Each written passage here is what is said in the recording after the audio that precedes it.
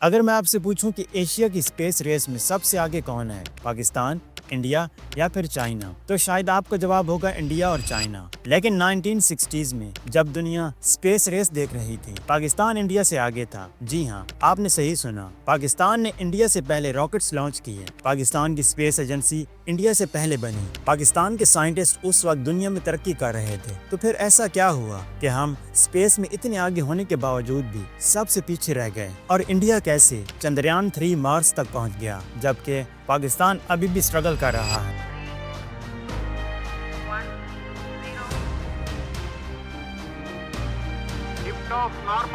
Here we have a majestic liftoff of LVM-3M4 rocket carrying India's prestigious Chandrayaan-3 spacecraft. آج کی video میں آپ کو پاکستان، انڈیا اور چائنا کی اسپیس کی مکمل کہانی بتاؤں گا۔ اسپیس کے سفر کی شروعات ہوتی ہے 1950s میں، جب دنیا کے صرف 2 ملک ایک دوسرے سے اسپیس میں ریس کر رہے تھے۔ ایک نے پہلے سیٹلائٹ بھیج دی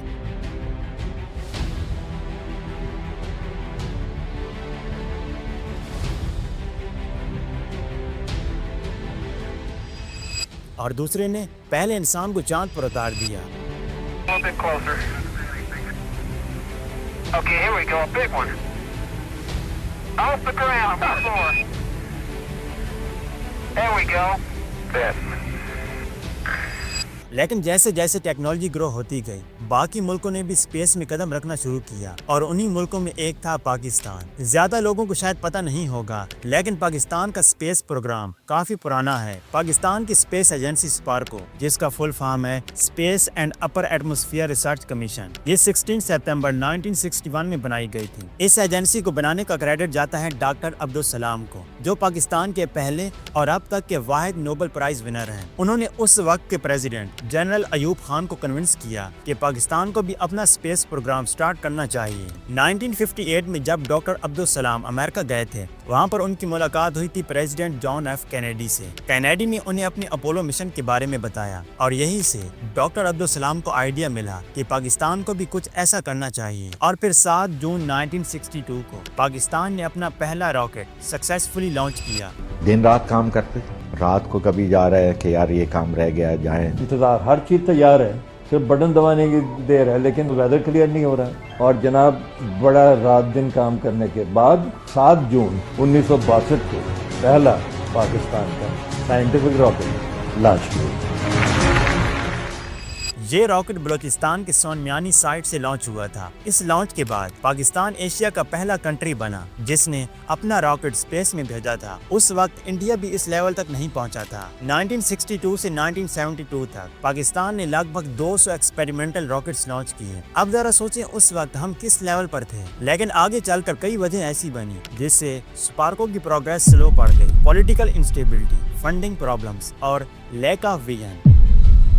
اب بات کرتے ہیں انڈیا کی اسپیس ایجنسی اسرو کی۔ اسرو کا فل فارم ہے Indian space research organisation. India نے آفیشیلی اپنا اسپیس پروگرام 1969 میں سٹارٹ کیا، مطلب پاکستان سے 8 سال بعد۔ اس پروگرام کے فاؤنڈر تھے ڈاکٹر وکرم سارا بھائی، جنہیں آج father of Indian space programme کہا جاتا ہے۔ انہوں نے اس مشن کو پرائم منسٹر جواہر لال نہرو کے سپورٹ سے سٹارٹ کیا تھا۔ 21 نومبر 1963 کو انڈیا نے اپنا پہلا راکٹ لانچ کیا، لیکن انٹرسٹنگ بات یہ ہے کہ اس وقت انڈیا کے پاس اپنا راکٹ یا ٹیکنالوجی نہیں تھی۔ انہوں نے اپنے راکٹس امریکہ اور رشیا سے امپورٹ کیے، لیکن انڈیا نے سیکھنا کبھی نہیں چھوڑا۔ وہ دھیرے دھیرے اپنی ٹیکنالوجی خود ڈیولپ کرنے لگا، اور آج اسرو دنیا کی ٹاپ 5 اسپیس ایجنسیز میں شامل ہے۔ اسرو کے کچھ فیمس مشنز ہیں، جن میں سے چندریان 1 جو کہ 2008 میں مون پر لانچ کیا گیا، چندریان 2 جو 2019 میں لانچ ہوا، یہ تھوڑا فیل ہوا لیکن پھر بھی میجر پروگریس ملی۔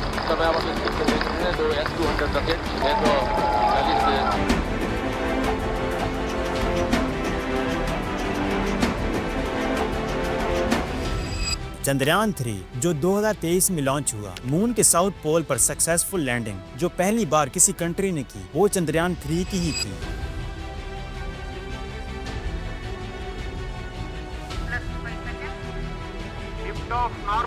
Here we have a majestic liftoff of LVM-3M4 rocket carrying India's prestigious Chandrayaan-3 spacecraft. Mangalyaan India का पहला मार्स मिशन जो वर्ल्ड का सबसे लो बजट मार्स मिशन था। आज इंडिया के पास अपने रॉकेट्स हैं, अपना लॉन्च सेंटर है और अपना सैटेलाइट नेविगेशन सिस्टम भी। जब इंडिया तेजी से बढ़ रहा था, पाकिस्तान का प्रोग्राम स्लो हो गया, लेकिन ये कहानी यहाँ खत्म नहीं होती। पाकिस्तान ने अपना पहला कम्युनिकेशन सैटेलाइट बदर-1 16 जुलाई 1991 को स्पेस में भेजा और ये मिशन चाइना की मदद से कंप्लीट हुआ। 1995 में पाकिस्तान ने शाहीन-1 बूस्टर रॉकेट बनाया और 1996 में बदर-2 सैटेलाइट भी लॉन्च किया। लेकिन सबसे ज्यादा इम्पोर्टेंट लॉन्च था PRSS-1 और PAK-1 ने, जो 2018 में चाइना के लॉन्च पैड से स्पेस में भेजे गए।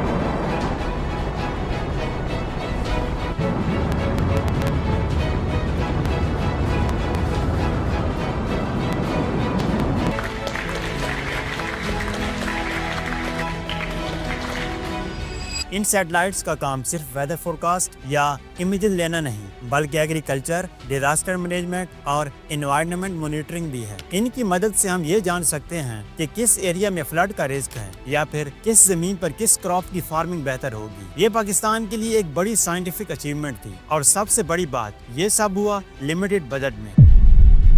अब आते हैं चाइना पर, जो इस वक्त एशिया का सबसे पावरफुल स्पेस नेशन माना जाता है। चाइना के पास अपनी एक बड़ी और एडवांस्ड स्पेस एजेंसी है जिसका नाम है CNSA, यानी कि China national space administration. China ने सिर्फ सैटेलाइट्स ही नहीं भेजे, बल्कि उसने अपना खुद का स्पेस स्टेशन भी बना लिया है जिसका नाम है तियांगोंग, मतलब हेवनली पैलेस। तियांगोंग 1 2011 में लॉन्च हुआ था। उसके बाद चाइना ने 2016 में तियांगोंग 2 भेजा।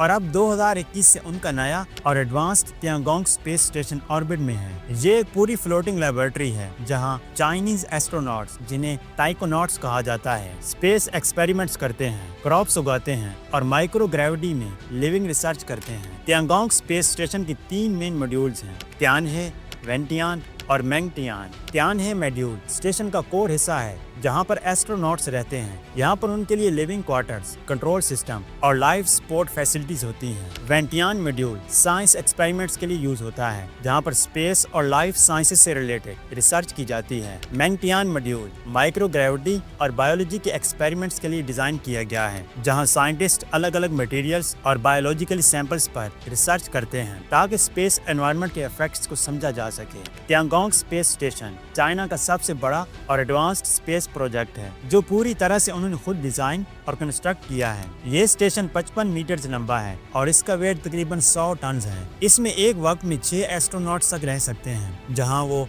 लंबे मिशंस के दौरान रिसर्च, मेंटेनेंस और डेली लिविंग एक्टिविटीज करते हैं। अब सबसे दिलचस्प बात यह है कि चाइनीज एस्ट्रोनॉट्स जमीन पर मौजूद स्कूल स्टूडेंट्स से लाइव वीडियो सेशंस करते हैं, उन्हें रियल टाइम एक्सपेरिमेंट्स दिखाते हैं जैसे कि माइक्रो ग्रेविटी में पानी और ऑब्जेक्ट्स का बिहेवियर, और बताते हैं कि स्पेस में जीना कैसा होता है। इस इनिशिएटिव का मकसद ये है कि यंग जनरेशन में साइंस, स्पेस और इनोवेशन का जज्बा पैदा करना। यानी तियांगोंग सिर्फ एक साइंटिफिक अचीवमेंट नहीं है, बल्कि चाइना के स्पेस एजुकेशन मिशन का भी एक अहम हिस्सा है। पाकिस्तान और चाइना दोनों स्पेस टेक्नोलॉजी में पार्टनर्स हैं। पाकिस्तान के कई सैटेलाइट्स चाइना के लॉन्च पैड से भेजे गए हैं और फ्यूचर में दोनों मिलकर ज्वाइंट मिशन पर भी काम कर रहे हैं। चाइना के तियांगोंग स्पेस स्टेशन में आगे चलकर पाकिस्तान के एस्ट्रोनॉट्स भी रिसर्च कर सकते हैं। ये दोनों मुल्कों के बीच एक साइंटिफिक बॉन्ड क्रिएट कर रहा है, जहां पाकिस्तान चाइना से टेक्नोलॉजी सीख रहा है और चाइना पाकिस्तान को स्पेस में ग्रो करने के लिए सपोर्ट दे रहा है। अब बात करते हैं कि स्पेस में पाकिस्तान के फ्यूचर ब्राइट है या नहीं। देखिए, सच ये है कि पाकिस्तान के पास पोटेंशियल तो है, बजट और अवेयरनेस की कमी है। अगर स्पार्को को proper funding, skilled man power और पब्लिक सपोर्ट मिले तो हम वापस स्पेस रेस में अपना मुकाम हासिल कर सकते हैं। पाकिस्तान के स्टूडेंट्स और यंग साइंटिस्ट को इंस्पायर करने के लिए स्पार्को को चाहिए कि वो शॉर्ट फिल्म्स, डॉक्यूमेंट्रीज और सोशल मीडिया के जरिए अपने काम को प्रमोट करें। जिस तरह चाइना अपने स्कूल स्टूडेंट्स को स्पेस से लाइव कनेक्ट करवाता है, वैसे ही पाकिस्तान भी यूथ के लिए अवेयरनेस प्रोग्राम चला सकता है। स्पेस सिर्फ साइंस का नहीं, नेशनल प्राइड का भी सिंबल है, और जब एक नेशन अपनी साइंस पर इन्वेस्ट करती है तो वो अपने फ्यूचर पर इन्वेस्ट करती है। आज के दिन चाइना स्पेस टेक्नोलॉजी में एशिया का लीडर है اور اس کے بعد انڈیا آتا ہے اور چندریان 3 نے انڈیا کا نام اور روشن کر دیا ہے. لیکن پاکستان کا بیس اسٹرانگ تھا اور اگر ہم اپنے ویژن کو ریوائیو کریں تو واپس اوپر جا سکتے ہیں. آج کے دور میں اسپیس ٹیکنالوجی صرف ایک سائنٹیفک اچیومنٹ نہیں بلکہ پاور اور ریپوٹیشن کا سمبل بن چکی ہے. آج جس اسپیس پر کنٹرول ہے کل اسی کے پاس ٹیکنالوجی اور سیکیورٹی کا کنٹرول ہوگا. پاکستان نے شروعات تو بہت اسٹرانگ کی تھی